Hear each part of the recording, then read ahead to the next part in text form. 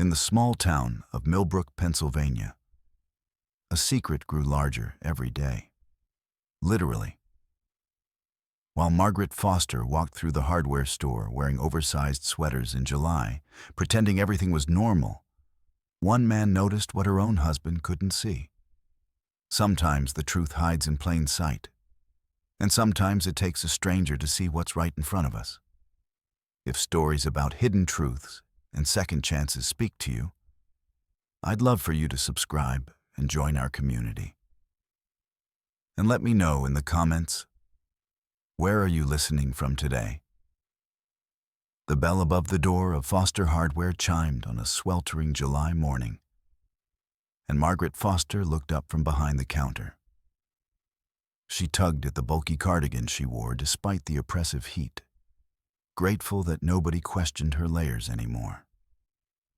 The man who entered was unfamiliar, tall and weathered with kind eyes that seemed to actually see things rather than just look at them. "Morning," the stranger said warmly. "I'm looking for materials for a barn renovation. Name's Ethan Cole. Just moved to town about a month ago." "Margaret Foster. This is my family's store. What do you need for your project?" As Ethan listed lumber specifications and roofing materials, Margaret found herself studying him. There was something steady about him, something that reminded her of her father before he'd passed.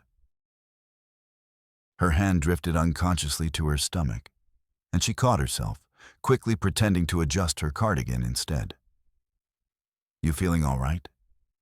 Ethan asked as she reached for a high shelf. "Here, let me get that." "I'm fine, just a little tired. Summer heat, you know." But as Ethan handed her the box, their eyes met, and something passed between them. An uncomfortable recognition, as though he could see straight through her carefully constructed facade. Margaret turned away, busying herself with writing up his order, but her hand trembled slightly. When she handed him the invoice, Ethan paused. "You should take care of yourself," he said quietly. "It's important." Margaret froze. How could this complete stranger see what her own husband hadn't noticed in 3 months? She watched as Ethan took the invoice and headed toward the door.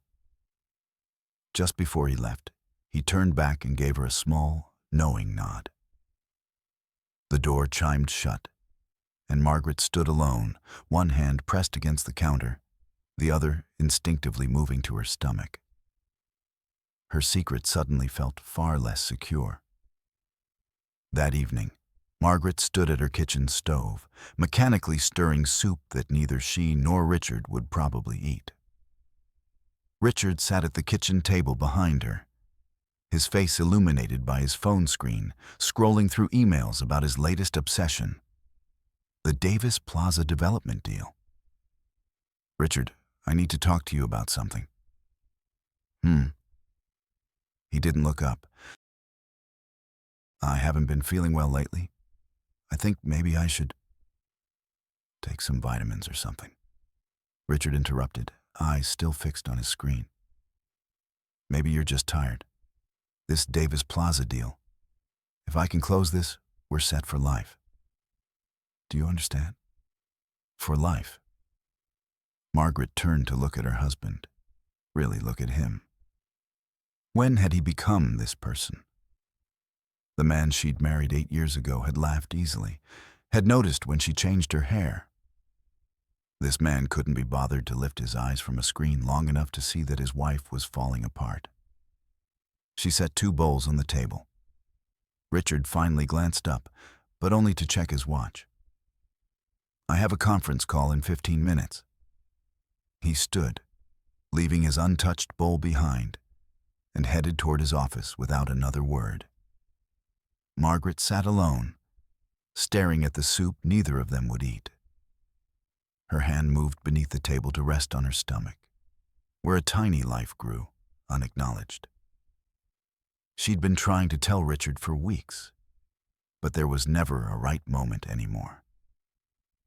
He was always rushing to the next meeting, the next step toward his precious Davis Plaza deal. As she cleared the untouched dinner, Margaret made a decision. She would keep the pregnancy hidden until she figured out what to do, until she understood how to bring a child into a marriage that barely existed. But what she didn't know was that someone else already suspected the truth, and that stranger's kindness would soon unravel everything. 3 days later, the bell chimed again, and Margaret looked up to see Ethan Cole entering with a detailed list. Her heart did an uncomfortable flip. She'd replayed their encounter more times than she cared to admit, wondering what exactly he'd seen in her. "Morning, Margaret. Hope I'm not catching you at a bad time. I need to place a larger order." "No, it's fine. What do you need?" As Ethan ran through his list, Margaret found herself relaxing. There was something comfortable about his presence, something that made the constant knot of anxiety in her chest loosen just a fraction. He asked thoughtful questions, seemed genuinely interested in her recommendations, treated her like someone whose opinion mattered. "I know this isn't my business," Ethan said carefully. "But are you okay? You seem like you're carrying something heavy." The kindness in his voice broke something inside her. Margaret felt tears prick at her eyes. "I'm fine," she started to say, but the words came out weak and unconvincing. "You don't have to be fine. Not with me." Margaret looked up at him, and all her defenses crumbled. "My husband doesn't know," she whispered. "He's too busy to notice I exist anymore." Ethan nodded slowly. "I lost my wife 2 years ago. Cancer. And you know what I regret most? Every late night at work. Every moment I chose something else over being present with her. I'd give anything to have missed fewer moments." Margaret felt a tear slip down her cheek. Here was this stranger offering her the very thing her own husband couldn't. The simple act of being seen, of mattering. Before she could respond, the door chimed, and Margaret's heart stopped. Richard walked into the store, his expression annoyed. His eyes immediately found Margaret and Ethan standing close together at the counter, and his expression shifted to something darker. "Who's this?" Richard asked coldly, approaching them. His eyes moved between his wife and the stranger, suspicions forming. The tension thickened like humidity before a storm, and Margaret realized that her secret was about to become far more complicated than she'd ever imagined. That night, the Foster home felt colder than usual despite the summer heat. Richard paced the living room while Margaret sat on the edge of the sofa, her hands clasped tightly in her lap. The confrontation she'd been dreading had finally arrived, though not in the way she'd imagined. "So who is he?" Richard demanded, stopping mid-pace to stare at his wife. "That contractor at the store. You looked awfully comfortable talking to him." "His name is Ethan Cole," Margaret said quietly. "He's a customer. He's renovating a barn outside town." "A customer." Richard's laugh was bitter. "You expect me to believe that's all?" "I saw the way you two were standing there, talking like old friends." "What else aren't you telling me, Margaret?" Margaret's breath caught. This was her moment. She could tell him everything right now, about the baby, about the 3 months of trying to get his attention, about feeling invisible in her own marriage. The words formed on her tongue, ready to spill out. But then Richard's phone rang, piercing the tension like a knife. He glanced at the screen, and his entire demeanor shifted. "It's the investors. The Davis Plaza deal. They need me right now." He answered without waiting for her response, his voice immediately switching to that smooth, professional tone he reserved for business. "Yes, I can talk." Let me just step into my office."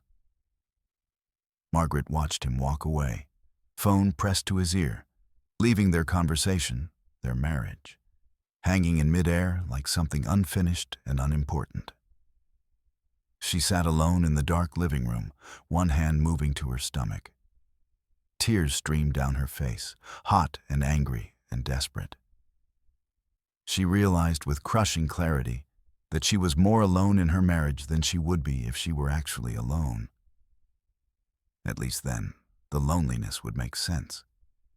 This, being ignored by the person who promised to love her, was a special kind of abandonment that hollowed her out from the inside.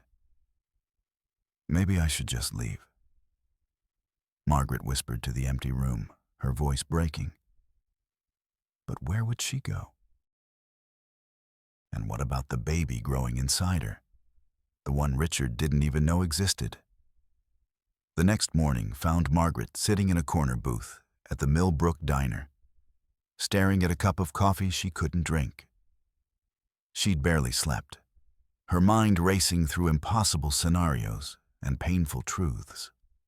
The breakfast crowd hummed around her, but she felt removed from it all, like she was watching life through a foggy window. The bell above the diner door chimed, and Margaret looked up to see Ethan Cole entering. Their eyes met across the room, and something in her expression must have communicated her distress because he walked directly to her table. "Mind if I join you?" he asked gently. Margaret shook her head, grateful for any human connection that didn't feel like a transaction. Ethan slid into the booth across from her, and for a moment, they sat in comfortable silence. "My wife, Sarah," Ethan began, his voice soft with memory. "She used to tell me I was living in the future instead of the present, always planning the next project, the next business move. I thought I was building our future, but I was really just missing our present." He looked directly at Margaret. "She died 2 years ago, and I'd give anything, everything, for one more ordinary morning. One more cup of coffee where I actually paid attention instead of checking my phone." Margaret felt something break open inside her chest. "My husband doesn't know I'm pregnant," she said, the words tumbling out before she could stop them. "I've tried to tell him for 3 months, but he's never there. Not really. Even when he's in the same room, he's somewhere else, chasing some deal that matters more than I do." Ethan listened without judgment, without trying to fix her or minimize her pain. "That child deserves to be celebrated, not hidden," he said finally. "And so do you. You're not invisible, Margaret. Not to me." The words were simple, but they landed like a lifeline thrown to someone drowning. Margaret felt tears streaming down her face, and she didn't bother to wipe them away. For the first time in months, someone was seeing her, really seeing her, and the relief was almost painful. What neither of them noticed was Mabel Crawford sitting 3 booths away, her sharp eyes missing nothing, her phone already in her hand beneath the table. Within an hour, her voice would carry through the beauty salon, the post office, the pharmacy. By afternoon, all of Millbrook would be whispering about Margaret Foster crying in the diner with that new contractor. Gossip moved faster than truth in small towns, and it was always more interesting. Late that afternoon, Richard burst through the door of Foster Hardware like a storm breaking. Margaret was restocking shelves, and she jumped at the violence of his entrance. His face was flushed, his jaw tight with barely controlled rage. "Do you know what I've been hearing all day?" Richard's voice echoed through the empty store. 3 different clients mentioned seeing my wife crying in the diner with some stranger, the contractor. That same man from the other day. "Richard, it's not what you think." "Then what is it, Margaret?" "Because from where I'm standing, everyone in this town is talking about my wife. and some man I've never heard of. Do you know what that does to my reputation? To my business deals? The investors are already questioning my judgment. Margaret felt something shift inside her, from fear to anger, from submission to defiance. Maybe if you'd been present in our marriage, there'd be nothing for anyone to talk about. Maybe if you'd looked at me, really looked at me, in the past year, you'd know what's actually going on.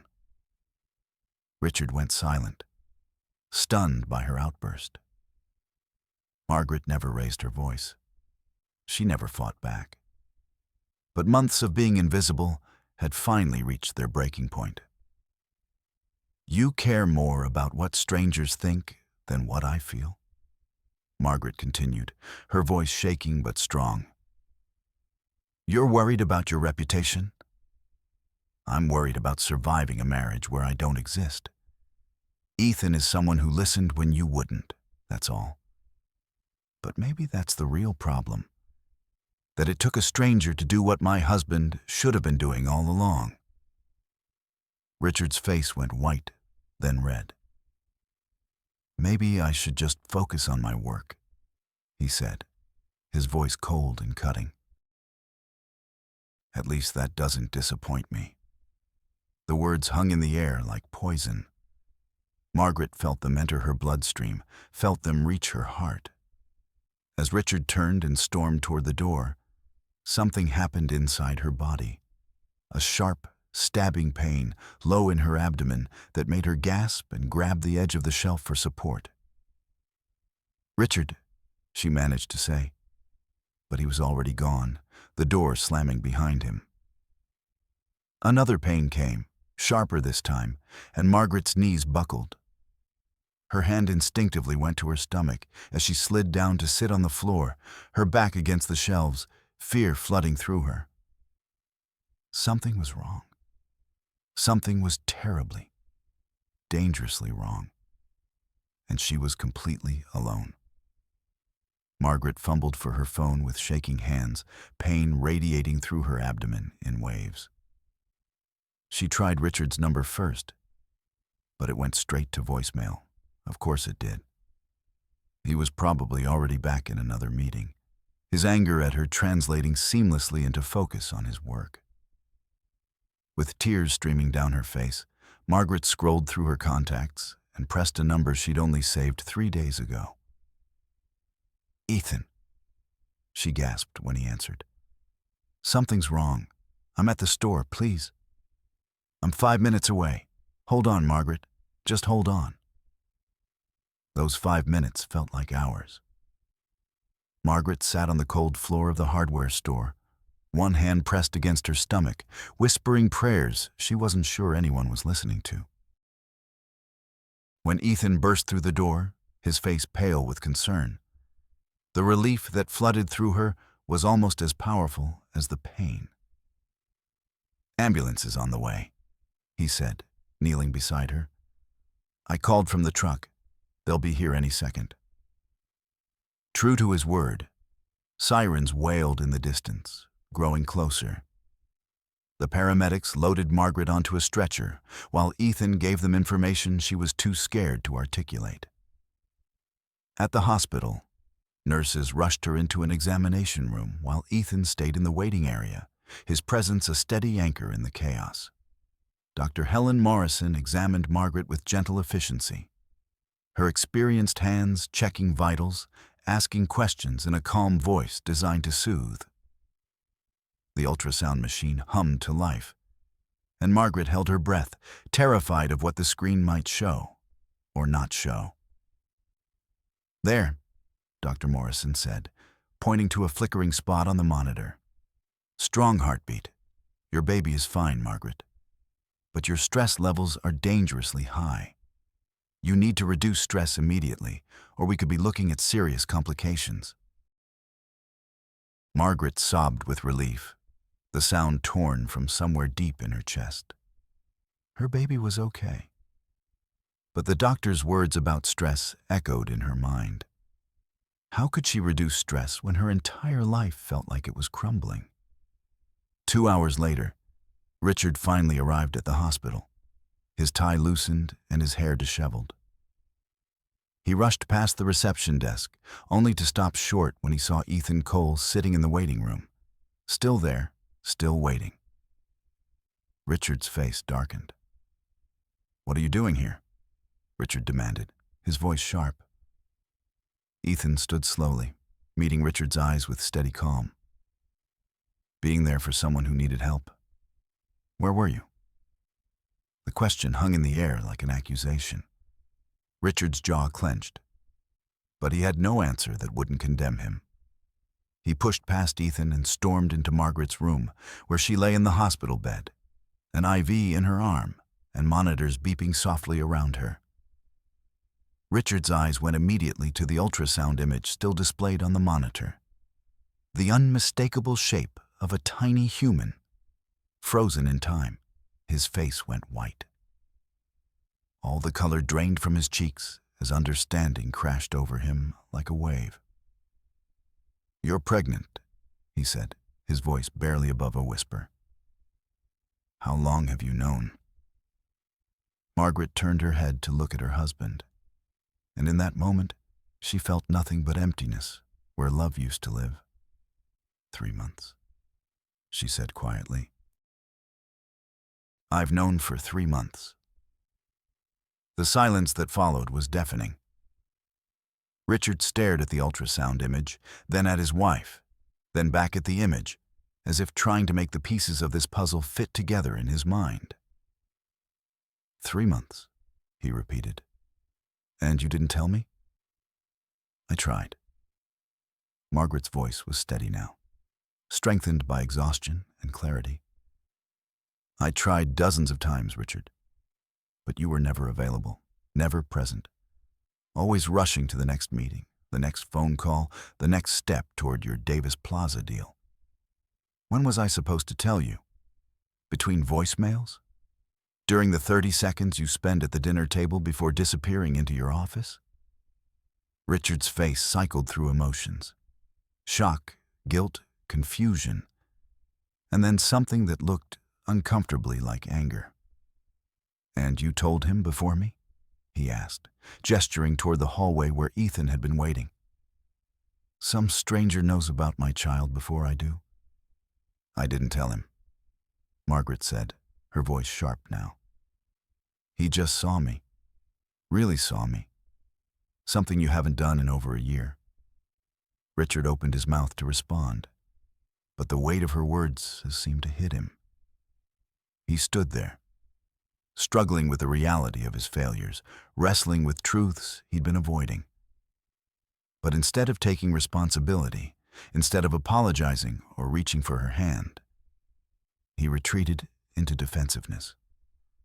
"I've been working for us," Richard said, his voice rising. "For our future. For the life we're supposed to have. I've been killing myself trying to close this deal, trying to give you everything, and this is what I get. Secrets? Some other man playing the hero." The words landed like blows. Margaret felt each one, felt the way he twisted his neglect into nobility, his absence into sacrifice. She turned her face away from him, toward the window where evening light painted the sky in shades of orange and purple. "I think you should leave," Margaret said quietly, her voice carrying a finality that surprised even her. "The doctor said I need to reduce stress, even if that stress is you."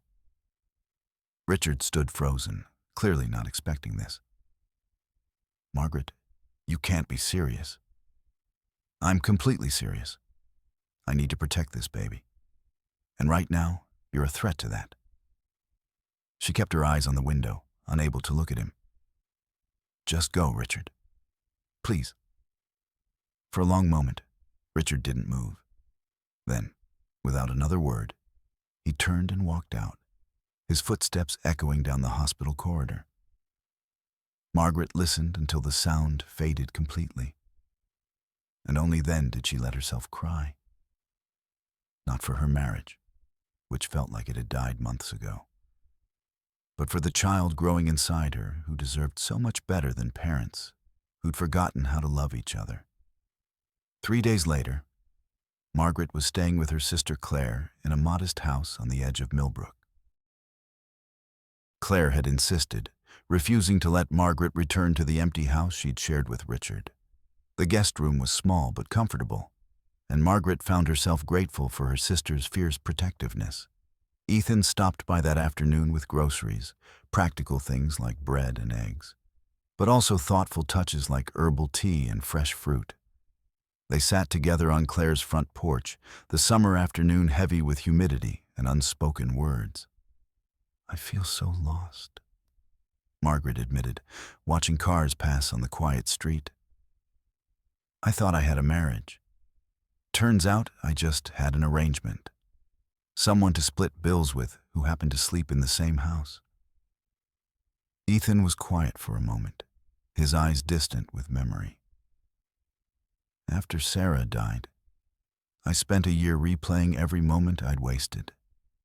Every time I chose work over her, every evening I came home too tired to really talk.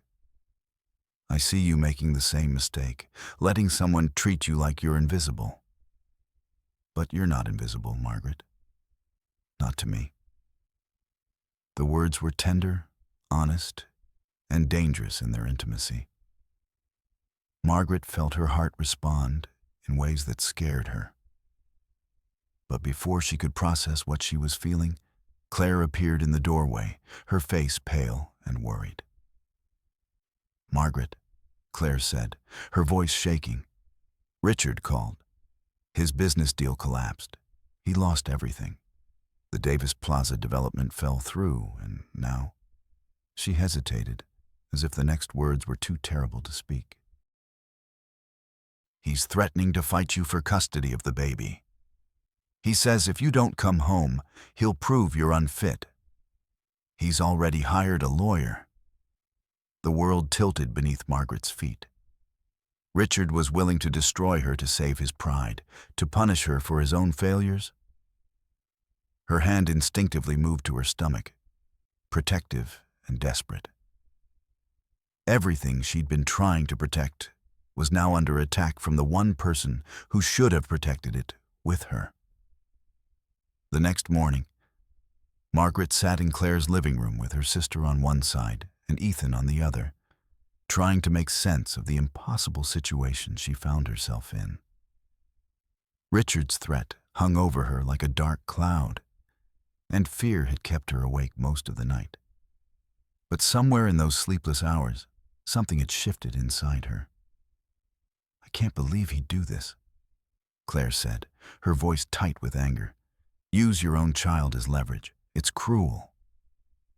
"He's desperate," Margaret said quietly. "He lost everything he thought defined him. His deal, his success, his control. Now he's grasping for anything that makes him feel powerful again."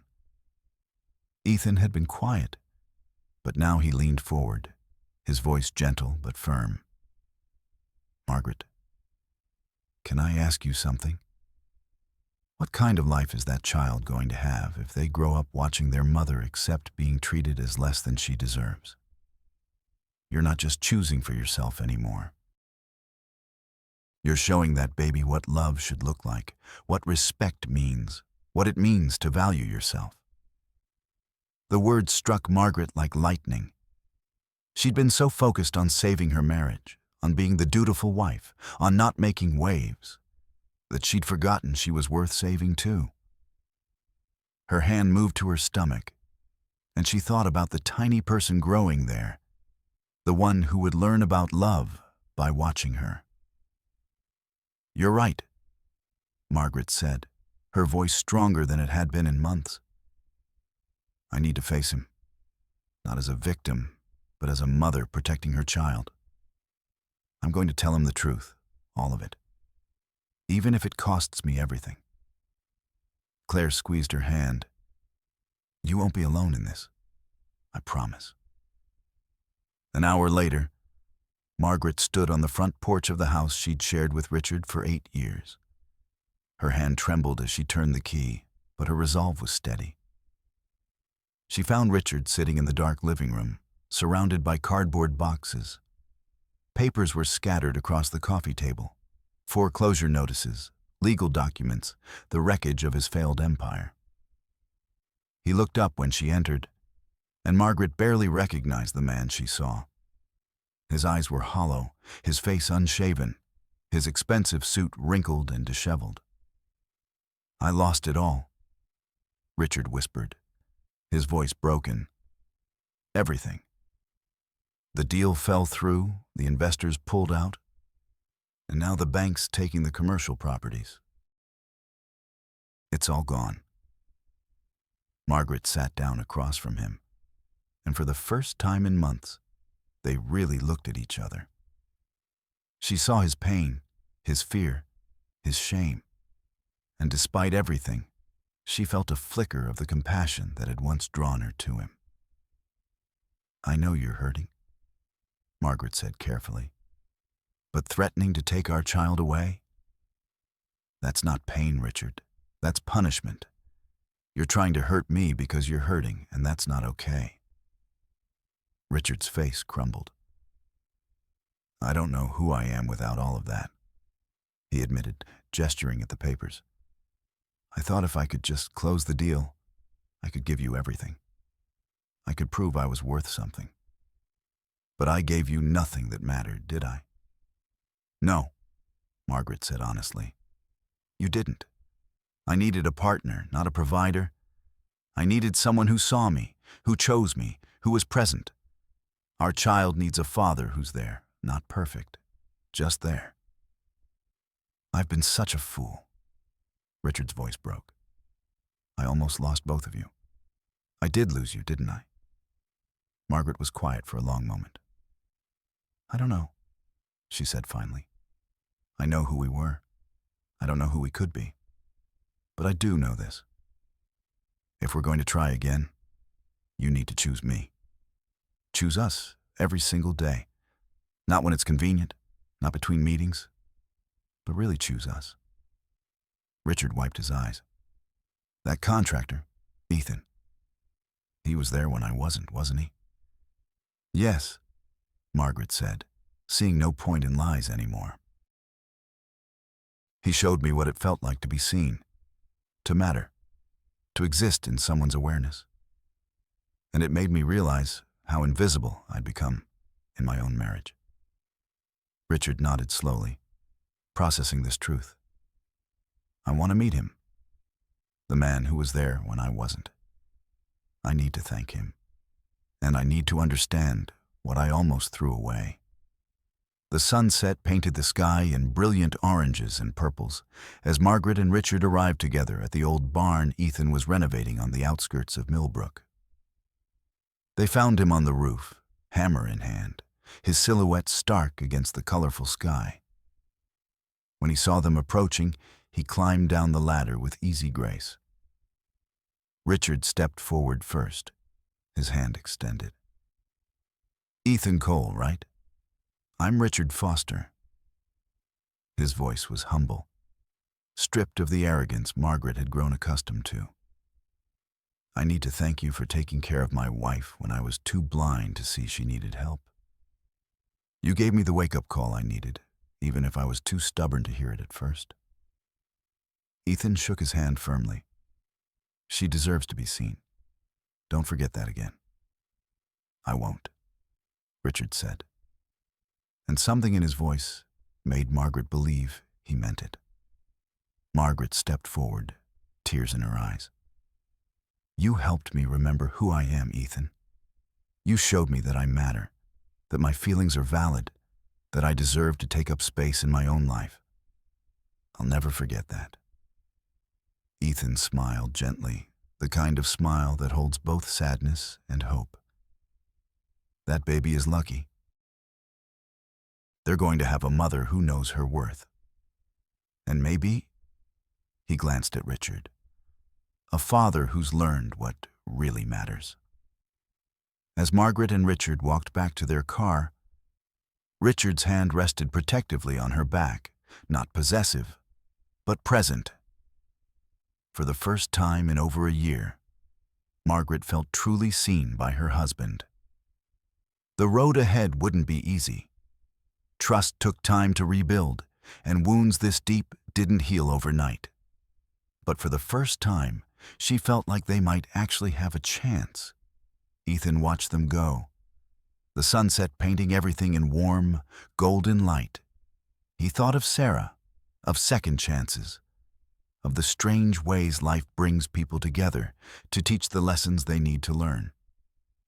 Then he climbed back up the ladder to finish his work, the sound of his hammer echoing across the quiet fields. 6 months later, Margaret pushed a stroller down Main Street in Millbrook, the autumn air crisp and clean. Inside the stroller, her daughter Emma slept peacefully, wrapped in a soft pink blanket. Margaret stopped outside Foster Hardware, looking through the window at the scene inside. Richard stood behind the counter, helping an elderly customer select the right tools for a project, completely present and engaged. He'd sold his commercial properties before the bank could take them, used the money to settle debts, and come back to the hardware store, the place where it had all begun. He looked up and saw Margaret through the window, and his entire face lit up with genuine joy. As Margaret reached for the door, she noticed Ethan inside, studying paint samples. Their eyes met, and they exchanged a warm, grateful smile. The kind shared between people who've impacted each other's lives in profound ways. He'd become a friend, a regular customer, and a quiet reminder of what it meant to truly see another person. Margaret pushed the stroller inside, the bell chiming overhead. Richard came around the counter immediately, crouching down to look at his sleeping daughter with wonder in his eyes. "She's beautiful," he whispered, as if seeing her for the first time every single day. Some strangers become angels who appear exactly when needed.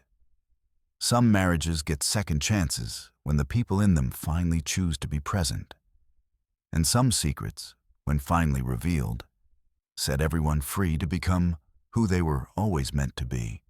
In the small town of Millbrook, Pennsylvania, 3 lives had intersected at exactly the right moment, and nothing would ever be the same again.